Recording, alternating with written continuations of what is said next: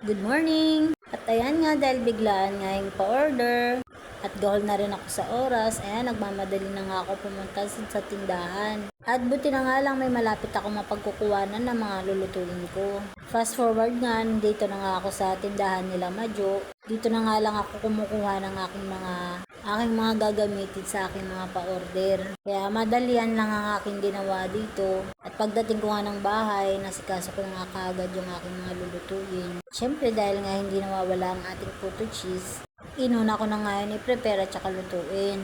At pagkaluto nga, ayan, nilagay ko na nga kaagad dito sa bilao at binalutan ko na rin kaagad. Actually, 1 hour lang talaga ang preparation ko dito. Naglalaba kasi ako ng oras na yan. Buti na nga lang, nabasa ko kaagad yung chat. Dahil kung hindi, talagang sobrang gagahuli ng oras. Baka hindi ko na rin nga maluto ito. Kaya ang ginawa ko, iniwan ko na nga muna yung labahin ko. Tapos tumakbo na nga ako sa tindahan nila Majo. At nagpapasalamat nga ako dahil talagang may takbuhan talaga ako dito. So ayan na nga yung bihon. For plating na nga din kaagad.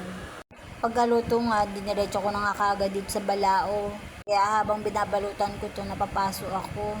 Nirarush ko na nga dahil nga ang usapan bago mag-alauna dapat nasa school na. Birthday kasi ni Ma'am Bel ngayon. Surprise lang po kasi yung ginawa namin dito. Kaya dapat bago mag-alauna, nasa school na nga lahat ng mga food. 12:44 na nga dito kaya minamadali ko na. Nagpaantay na nga rin ako kay Jacob para may kasama nga ako magbuhat. So ayun nga, pagkaluto nga, nandito na nga kami. At ayun na nga, sinurprise na nga ng mga estudyante si Ma'am Bel at pinuntahan na nga siya at binigyan ng success.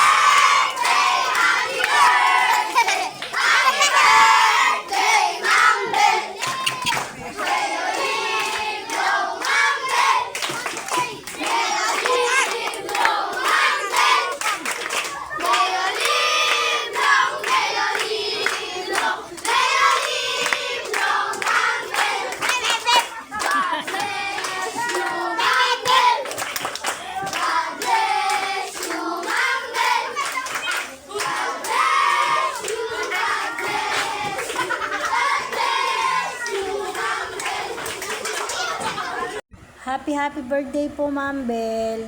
Sana napasaya ko po namin sa aming munting sorpresa para sa iyo.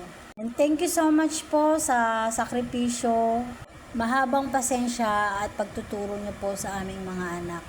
Thank you so much po and happy birthday. We love you, Ma'am Bel.